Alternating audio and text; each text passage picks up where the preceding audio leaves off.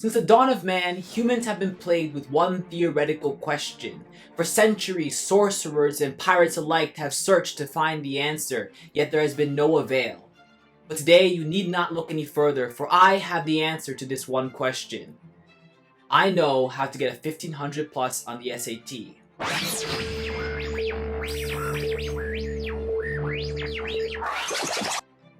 And the secret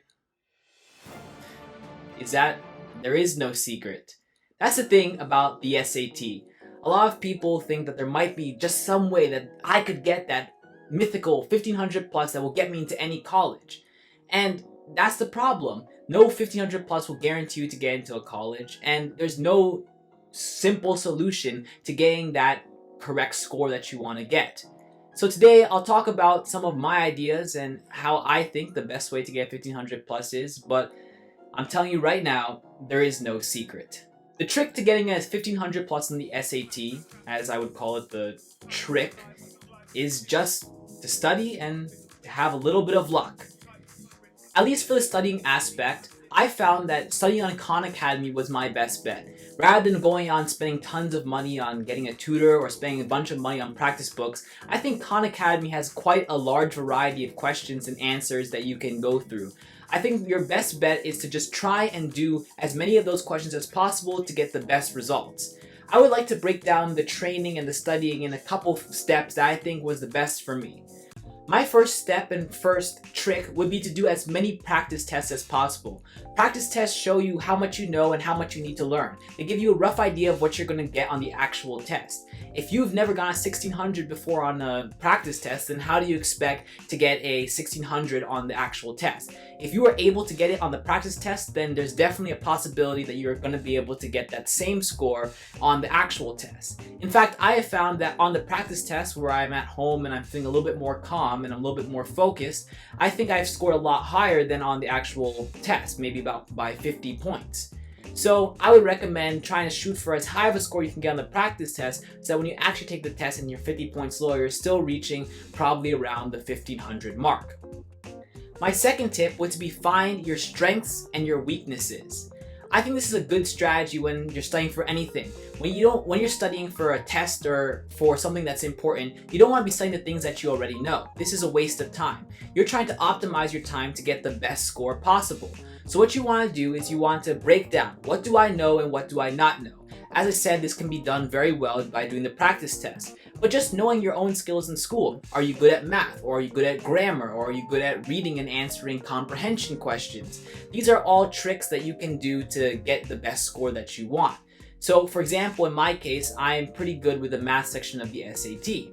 So what I did was I focused more on the reading and writing section to help improve my scores, rather than wasting my time taking as many math practice tests as possible. My third trick is to focus on your weaknesses. As I said, I studied mostly on the English. But what you want to do is, for example, say you're more weaker on the English section, on the Khan Academy website they have a bunch of sections that have all the English sections that will be on the test. I would recommend doing this section until there's no more questions left and then continue to do it to keep your mind fresh. This is a good thing about Khan Academy. There's so many questions so that when you know that you've completed all of them and you have that 4 bars on it, you know you have a pretty good understanding of the concept. Even though it may not be perfect, you know that you've definitely improved from where you've come from. I wouldn't waste time doing every single math question if you already know the math section. So focus on your weaknesses and do every single question. Don't try and slack off on it. Just do every single question. And if you can do every single question, you're on your way to getting a better score. My fourth tip is to make a schedule. If you know when you're going to take the test, try and space out your testing. You don't want to be testing yourself every single day with a full-on practice test. So make sure that when you're taking the test, you're doing them probably a week apart so you can see that you're doing progress, or you're doing them every other week. I would recommend doing the normal practices, those mini tests and mini quizzes, all throughout the week, every day for at least 30 minutes. And then on the weekends, take the time out to just do one full test all the way through and see that you're improving.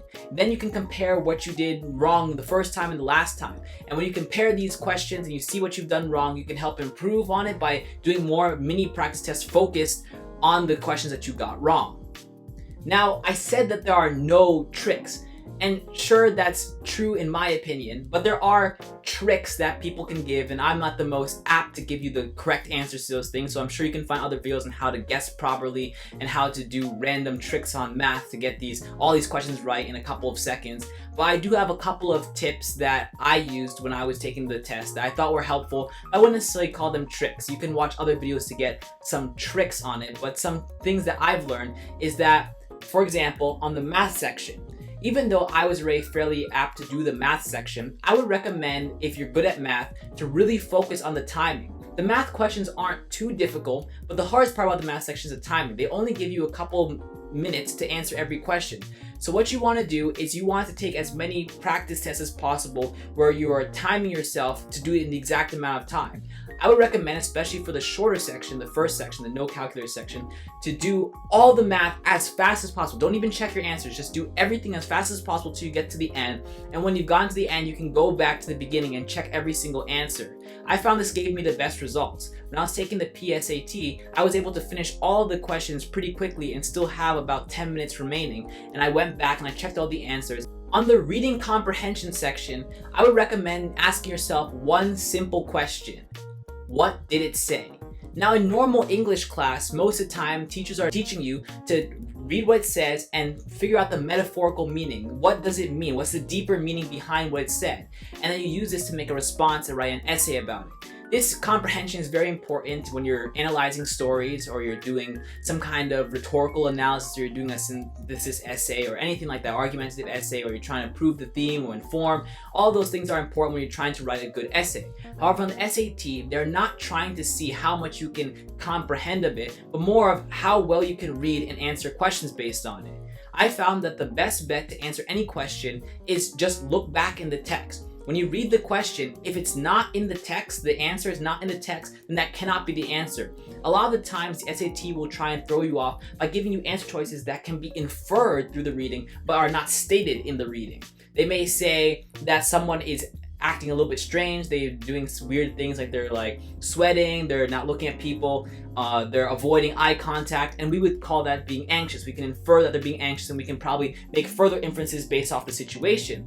But if the answer choices are just like, what are they doing, and it says they are avoiding people, they are being anxious, or something like that, you want to choose the one that's literally stated in the text or very closely in similar words, paraphrase, and answer with that choice. Don't try and make any inferences. If it wasn't said, then it can't be the answer. You may assume that something that is historical and they're talking about, let's say, the women's rights movement. You may think that it's going to have to do with certain topics because you are familiar with that movement.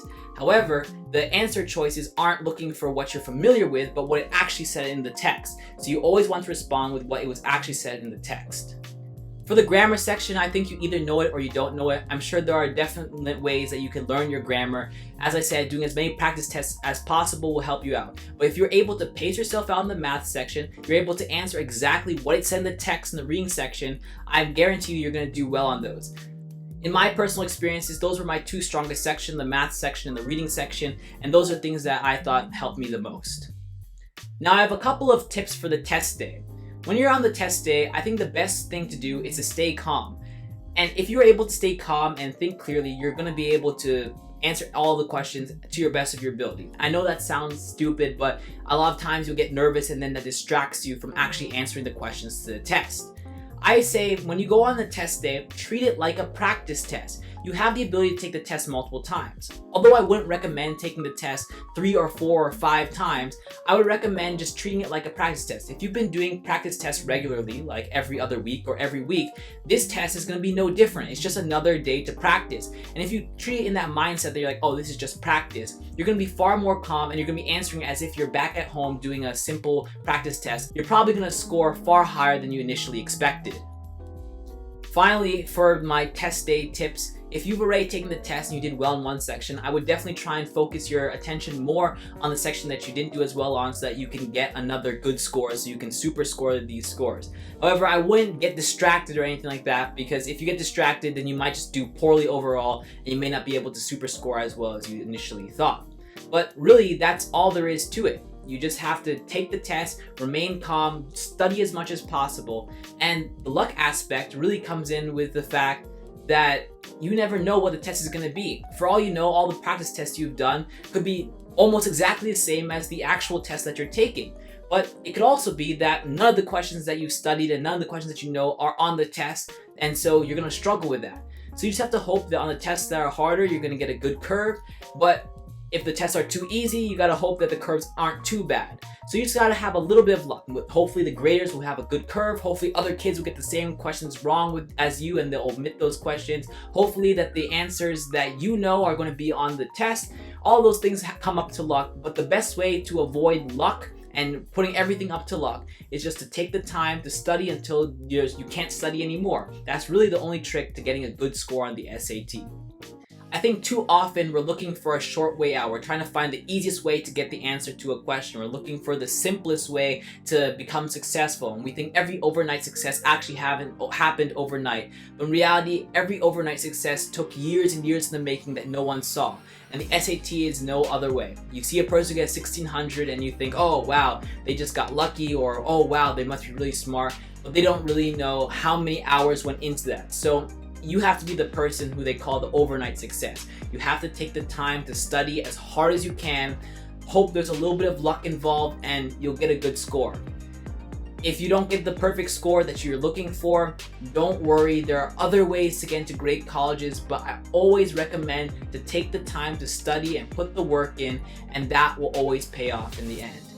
Remember, these tests are unfair and arbitrary, and I wouldn't waste my time thinking too much about how upset you are. If you do bad on a test, just go back to the drawing board, look at what you did wrong, and try and improve for the future. In the end, you should be proud of your best work, and that's really all that matters. If you know you put your best in and that's what came out, whatever score came out, know that that was the best that you could do, and there's nothing else you could really do.